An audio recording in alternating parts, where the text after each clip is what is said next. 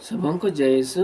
और आज मैं पुनः आप लोगों का प्रभु यीशु मसीह के नाम से स्वागत करता हूं। आज का पाठ हम लोग सुनेंगे थिस्सलुनीकियों के नाम संत पौलुस का पहला पत्र से अध्याय 4 पद संख्या 13 से 18 और अध्याय 5 पद संख्या 1 से 11 तक। मृतकों का पुनरुत्थान और मसीह का पुनरागमन। भाइयों, हम चाहते हैं कि मृतकों के विषय में आप लोगों को निश्चित जानकारी हो। कहीं ऐसा ना हो कि आप उन लोगों की तरह शोक बनाएं जिन्हें कोई आशा नहीं है। हम तो विश्वास करते हैं कि ईसा मर गए और फिर जी उठे। जो ईसा में विश्वास करते हुए मरे, ईश्वर उन्हें उसी तरह ईसा के साथ पुनर्जीवित कर देगा। हमें मसीह से जो शिक्षा मिली है उसके आधार पर हम यह कहते हैं, हम जो प्रभु के आने तक जीवित रहेंगे मृतकों से पहले महिमा में प्रवेश नहीं करेंगे, क्योंकि जब आदेश दिया जाएगा और महादूत की वाणी तथा ईश्वर की तुरही सुनाई पड़ेगी तो प्रभु स्वयं स्वर्ग से उतरेंगे। जो मसीह में विश्वास करते हुए मरे वे पहले जी उठेंगे। इसके बाद हम जो उस समय तक जीवित रहेंगे उनके साथ बादलों में आरोहित कर लिए जाएंगे और आकाश में प्रभु से मिलेंगे। इस प्रकार हम सदा प्रभु के साथ रहेंगे। आप इन बातों की चर्चा करते हुए एक दूसरे को सांत्वना दिया करें, जागते रहें। इसलिए प्यारे भाइयों, आप लोग अच्छी तरह से जानते हैं कि प्रभु का यह दिन रात के चोर की तरह आएगा। इसलिए इसके निश्चित समय के विषय में आपको कुछ लिखने की कोई ज़रूरत नहीं है। जब लोग यह कहेंगे अब तो शांति है और सुरक्षा है, तब विनाश उन पर गर्भवती पर प्रसव पीड़ा की तरह अचानक आ पड़ेगा और वे उससे बच नहीं सकेंगे। भाइयों, आप तो अंधकार में नहीं हैं जो वह दिन आप पर चोर की तरह अचानक आ पड़े। आप सब ज्योति के संतान हैं, दिन के संतान हैं। हम रात या अंधकार के नहीं। इसलिए हम दूसरों की तरह नहीं सोएं, बल्कि जागते हुए सतर्क रहें। जो सोते हैं वे रात को सोते हैं, जो मदिरा पीते हैं वे रात को मदिरा पीते हैं। हम जो दिन के हैं विश्वास एवं प्रेम का कवच और मुक्ति की आशा का टोप पहनकर सतर्क बने रहें। ईश्वर यह नहीं चाहता कि हम उसके कोप भाजन बने, बल्कि अपने प्रभु ईसा मसीह के द्वारा मुक्ति प्राप्त करें। मसीह हमारे लिए मरे, जिससे हम चाहे जीवित हों या मर गए हों उनसे संयुक्त होकर जीवन बिताएं। इसलिए आपको एक दूसरे को प्रोत्साहन और सहायता देनी चाहिए, जैसा कि आप कर रहे हैं। यह प्रभु की वाणी है। ईश्वर को धन्यवाद। प्यारे भाइयों, माता पिताओं, छोटे छोटे बच्चों, पुनः आप लोगों का मैं स्वागत करता हूँ। और इन वचनों के द्वारा प्रभु आज हमें क्या सिखाते हैं, क्या बताते हैं, क्योंकि प्रभु ने साफ साफ लिखा है कि मृतकों का पुनरुत्थान और मसीह का पुनरागमन किस प्रकार होगा। वो चाहते हैं कि इन सभी का जानकारी हम सभी को होना चाहिए। विशेष रूप से हम मसीही विश्वासियों को विशेष रूप से इन सभी बातों का ज्ञान होना चाहिए। और उन सभी भाइयों के लिए भी, बहनों के लिए भी जो शायद यह वीडियो या वचन पहली बार सुन रहे हैं, जो शायद प्रभु यीशु मसीह के बारे नहीं जानते, उन्हें भी यह वचन सुनना चाहिए। कृपया इस वीडियो को पूरा देखिएगा, पूरा सुनिएगा। इसमें कहा गया है हमें मृतकों के विषय में निश्चित जानकारी होना चाहिए। कहीं ऐसा ना हो कि हम दूसरे लोगों की तरह शोक मनाएं जिन्हें कोई आशा नहीं होती है। अर्थात हम जानते हैं कि हम सच्चे परमेश्वर और जीवित परमेश्वर पर विश्वास करते हैं। वह परमेश्वर जो हम मनुष्यों के लिए मनुष्य बन गया, क्रूस के काठ पर अपने आप को बलिदान चढ़ाया और ईश्वर ने उसे तीसरे दिन मृतकों में से पुनः जी उठाया। वही परमेश्वर हमारी आशा है, अर्थात वह परमेश्वर जी उठे हैं तो हम विश्वास करते हैं कि हम भी महिमा में जी उठेंगे। हमें मसीह से जो शिक्षा मिली है उसके आधार पर हम कहते हैं जो प्रभु के आने तक जीवित रहेंगे, अर्थात किस तरह से अंतिम समय में होगा, अर्थात प्रभु के आने से पहले, मृतकों से पहले महिमा में प्रवेश नहीं करेंगे। अर्थात जो प्रभु के आने तक जीवित रहेंगे, यदि हम सभी प्रभु नहीं आए हैं और हम जीवित हैं, तब क्या होगा? उस समय हम महिमा में प्रवेश नहीं करेंगे जो जीवित है, क्योंकि जब आदेश दिया जाएगा, जब तुरही बजेगी, स्वर्गदूत तुरही बजाएंगे, तो उस समय कौन जी उठेंगे? जो पहले मर चुके हैं वे जी उठेंगे।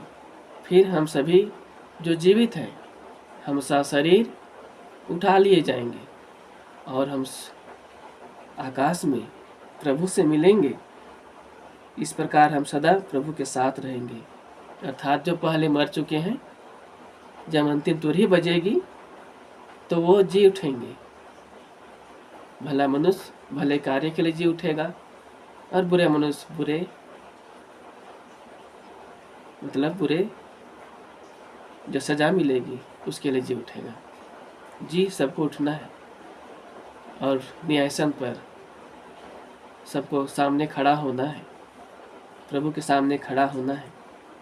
और जो हम प्रभु में जीवन जिएंगे वे सात शरीर हम प्रभु के साथ उठा लिए जाएंगे। इसलिए प्रभु हमें कहता है कि हम सदा प्रभु के साथ रहेंगे। आप इन बातों की चर्चा करते हुए एक दूसरे को सांत्वना दिया करें, क्योंकि हमारा विश्वास उस परमेश्वर पर है जो जीवित है और जो सच्चा है, जो सत्य प्रतिज्ञा है, जो अपने वचन के अनुसार कार्य करता है। ईश्वर कल, आज और अनंत काल तक एक रूप रहता है, उसमें कोई परिवर्तन नहीं है। कोई कहता होगा कि ईश्वर आजकल चमत्कार नहीं करता। ईश्वर पुराने काल में भी चमत्कार किया, मध्य काल में भी चमत्कार किया, आज भी कर रहा है और अंतिम समय तक वह करेगा।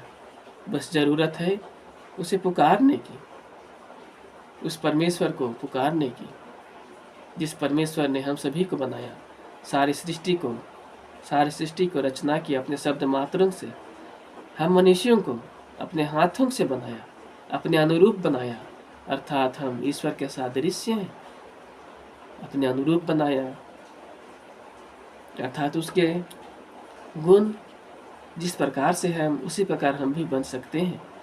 प्रभु का आत्मा हम सभी मनुष्यों को दिया गया है। तो इसमें कोई पूछ सकता है कि यह समय कब आएगा, अंतिम समय कब आएगा, अर्थात प्रभु का पुनरागमन कब होगा? तो प्रभु क्या कहते हैं? जागते रहें भाइयों, आप लोग जागते रहें। आप लोग अच्छी तरह जानते हैं कि प्रभु का दिन रात के चोर की तरह आएगा। अर्थात चोर कब आता है? जब हम सोए रहते हैं या हम सोचते भी नहीं हैं कि चोर आएगा, वह समय चोर आता है। इसी प्रकार प्रभु का दिन, अंतिम दिन चोर की तरह आएगा।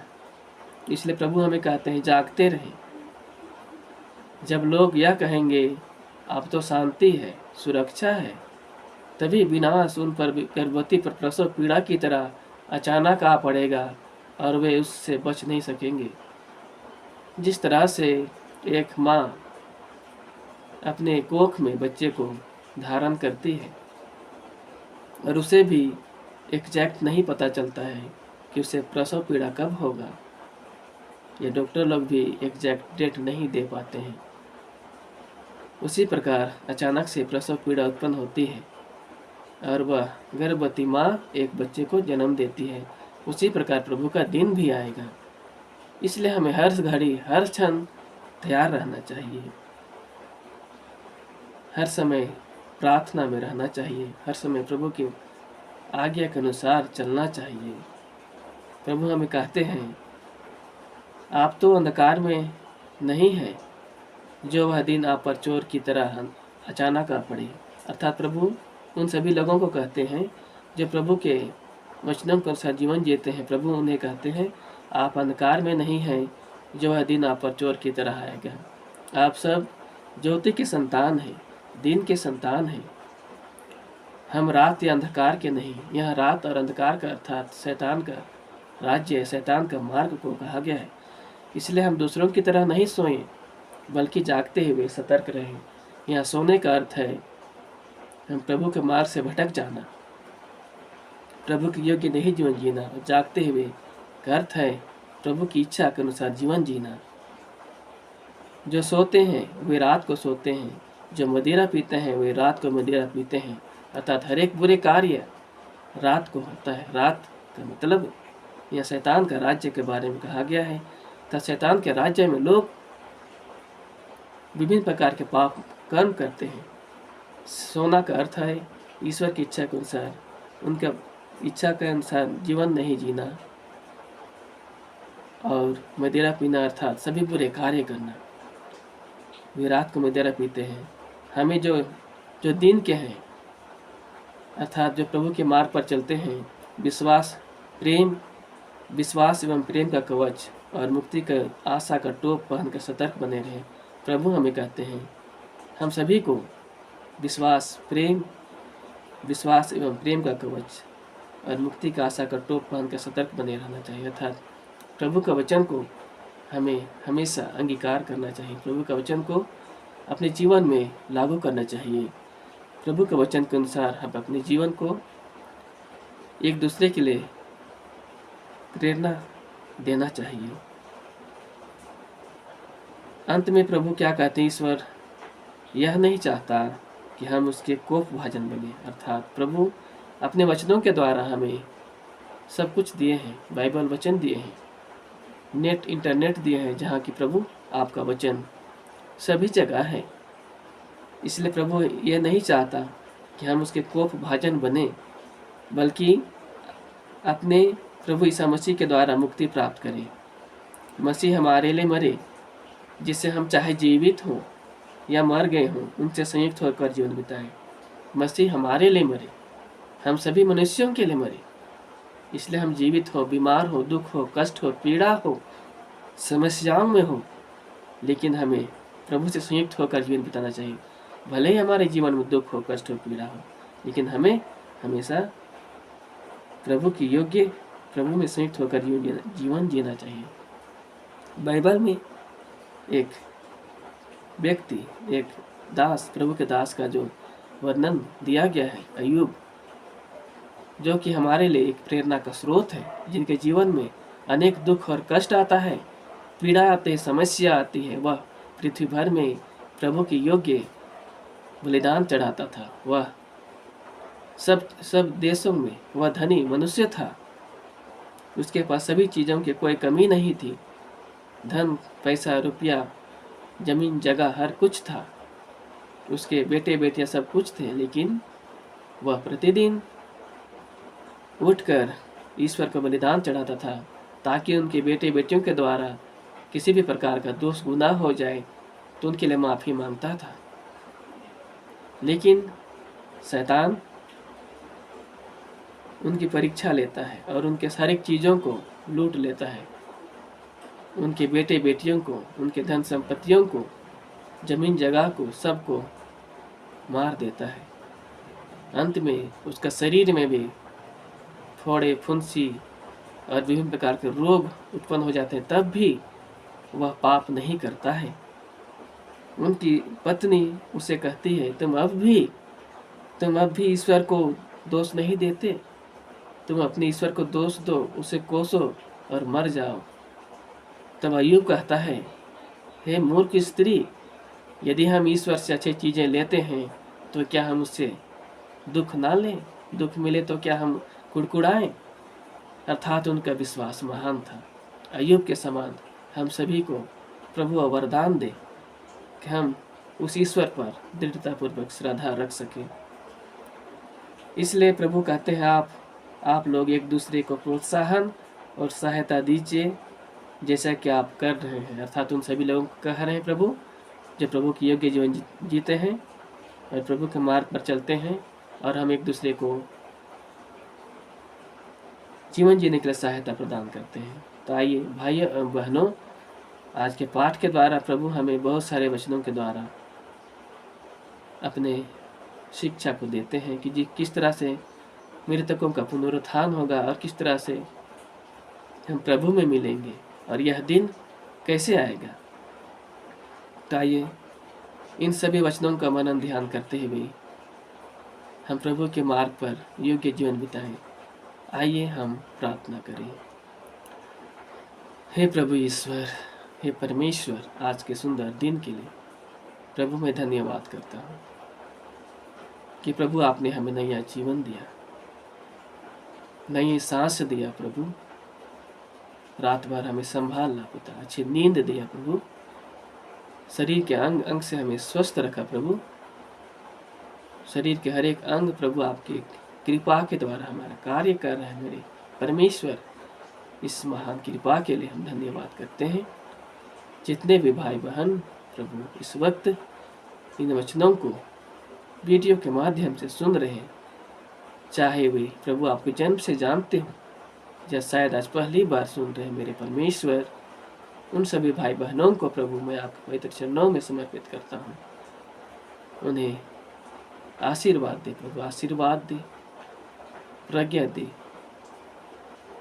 उनके बुद्धि को बढ़ा प्रभु, उन्हें पवित्र आत्मा का वरदान दे मेरे परमेश्वर, जो शायद आज आपका वचन को पहली बार सुने परमेश्वर, वे सच्चे परमेश्वर के प्रेम को प्रभु महसूस करने पाए, पवित्र आत्मा की कृपा को महसूस करने पाए मेरे परमेश्वर। जितने भी लोग प्रभु पाप में जीवन जीते हैं, अंधकार में जीवन जीते हैं, शैतान के कार्य करते हैं, मेरे खुदावन यीशु मसीह आपका लहू से उन्हें शुद्ध कर, पवित्र कर, कि वे प्रभु आपके वचन पर विश्वास करने पाए। जितने ही मसीही भाई बहन हैं, माता पिता हैं प्रभु, आपके योग्य वे जीवन जीने पाए प्रभु। जो भी आज वचन सुने हैं मेरे खुदावन, उन वचनों के अनुसार प्रभु आपके मार्ग पर चले और अन्य लोगों को भी प्रभु आपके मार्ग पर ले चलने के लिए प्रेरित करने पाए। यह छोटी प्रार्थना प्रभु यीशु मसीह के सामर्थ्य नाम पर मैं मांगता हूँ, आमीन। पिता, पुत्र, पवित्र आत्मा के नाम पर आमीन। ईश्वर आप सभी को आशीर्वाद दे। जय यीशु।